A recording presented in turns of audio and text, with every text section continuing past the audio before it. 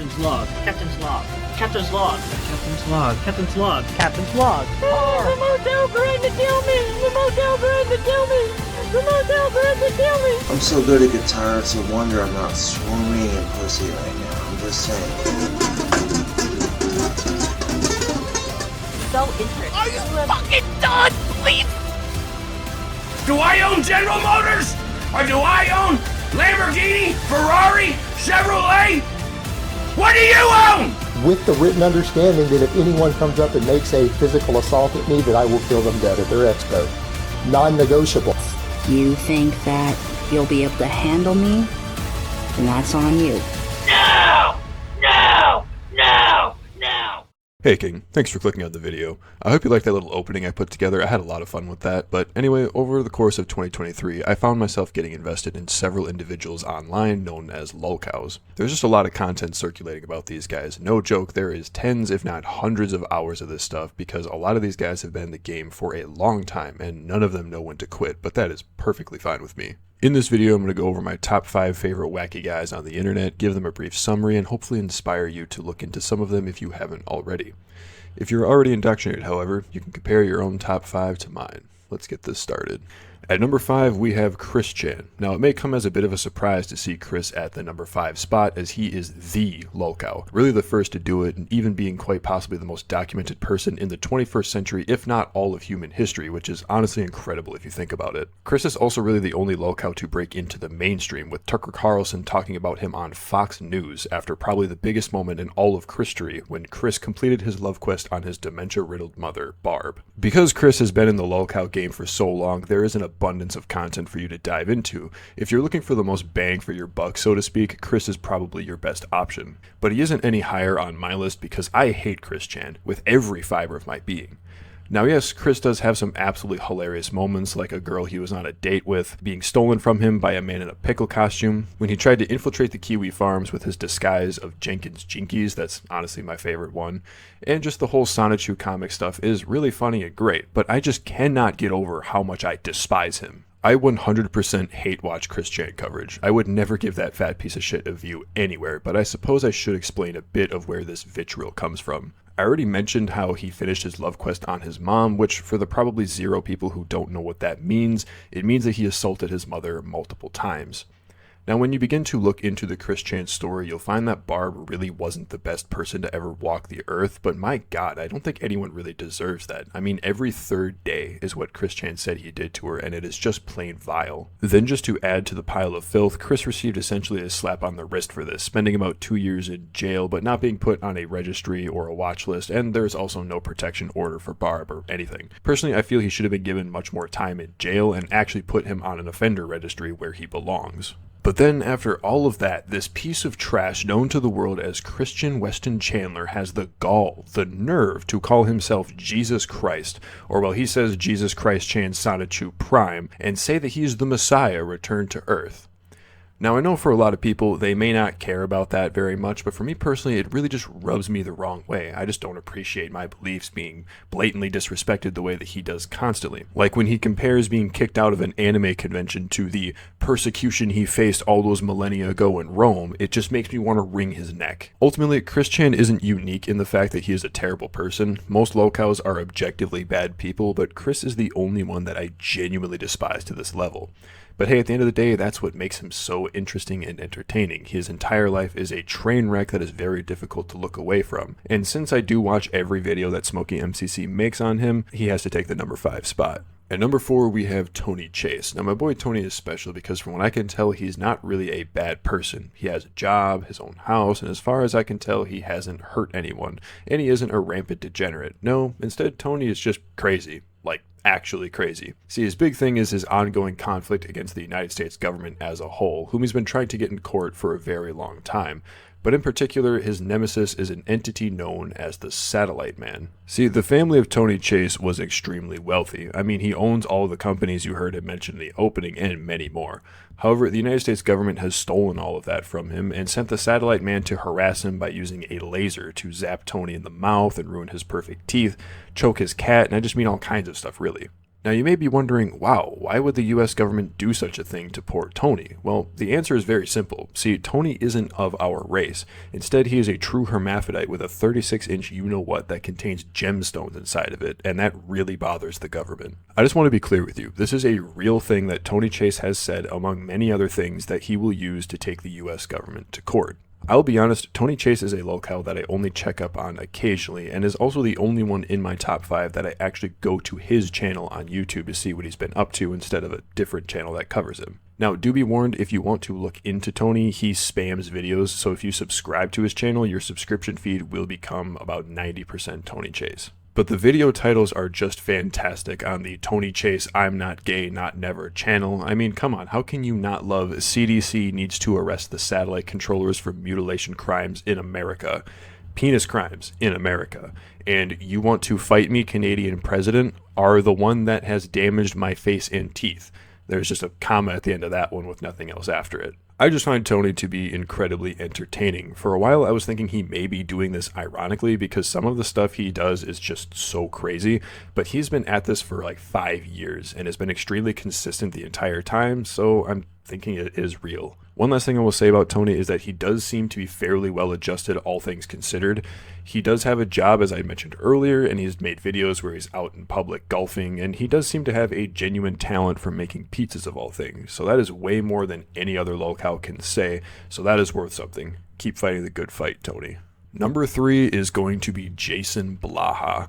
Now, our boy Hemingway is a new addition to my top 5, as he is someone that I've only just recently dove into all of the lore of. His most famous escapade is the fake Merc saga, where he larped about how he was scouted out as a teenager by the Clinton administration to do certain types of work, which include but aren't limited to snatch and grabs, advanced interrogation, and training at the farm in Langley.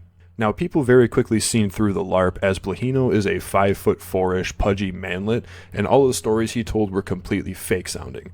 But he fought tooth and nail to convince people that he was really a badass who served and killed for his country, but just not through the military. It was a super secret mercenary program. I had actually heard about this story a long time ago, as Blaha is also a quotation fitness influencer, and did at one time carry some weight in that community. So that's where I found out about him years ago, but I didn't think it went any deeper than the fake Merc stuff with Blaha, but boy was I wrong.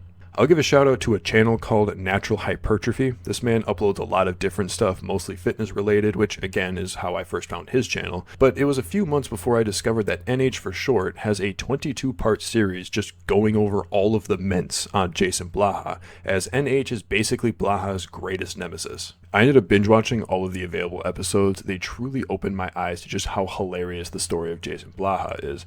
There are just so many situations you can point to, like the time that he got kicked out of the audience of a conservative talk show that his girlfriend was a part of at the time, for 2 reasons really: the whole stolen valor thing from the fake Merc saga, but also he was stealing pizza out of their fridge. He vehemently denies being bald, even though he has a distinct lack of hair on his head. He also once took a photo where he was pretending to sleep while having his personal purple pleasure toy in his pants to make it look like he was very well endowed, but allegedly he has nudes that have leaked and he is very much not that well endowed. Jason is really just a perpetual liar, and since he's been doing it for so long, his lies often tangle in on themselves or are just so far-fetched that they are obviously fake. It's very funny to see, but those things are just a mere crumb, the tiniest bit of mints that Jason has provided to us over the years. So especially if you have an interest in fitness, I highly recommend looking further into Blaha, because this rabbit hole is very deep and a very fun ride. At number 2, we have Cyrax. The little goblin has gotten into the mainstream a bit recently, with the Turkey Tom video getting 1 million views and some other non-lolcow related channels covering him in the past, but I was there in the early-ish days, so it's cool to see how he has captured the minds of more and more people, because even though Rax is an abhorrent person, being a PDF file who has sent explicit photos of himself to minors, he is physically and verbally abusive to those around him, and he's just a bold-faced liar.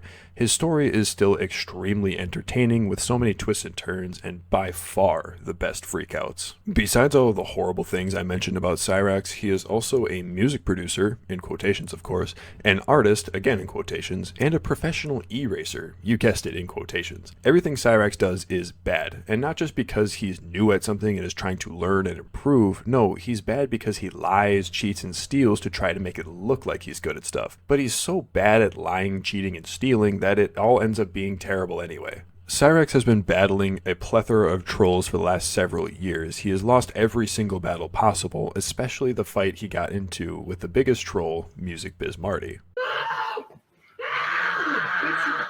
In reality, Cyrax may have many trolls and people who hate him because he is awful, but his biggest enemy is himself, because he just can't stay away, perpetuating something known as the Cyrax cycle. It goes something like this.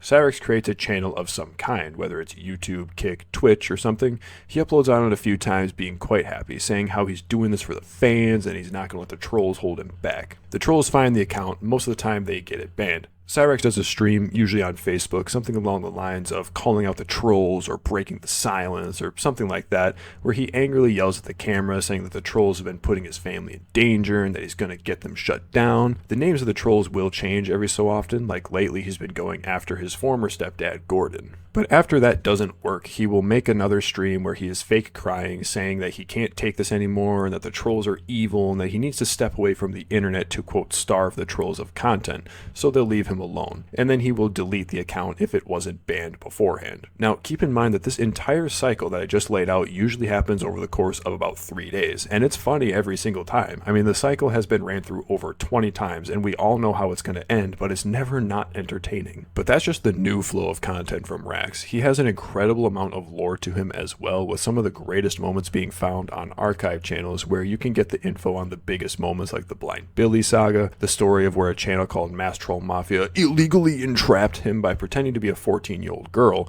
who Rax unprompted sent a nude photo to and then said, "Your turn, cutie," and just so much more. Out of all of the lolcows, Rax might be the most interesting just because his freakouts are so legendary, so I highly recommend looking into him. A great channel to do that is Based Shaman. He is all over the Raxverse.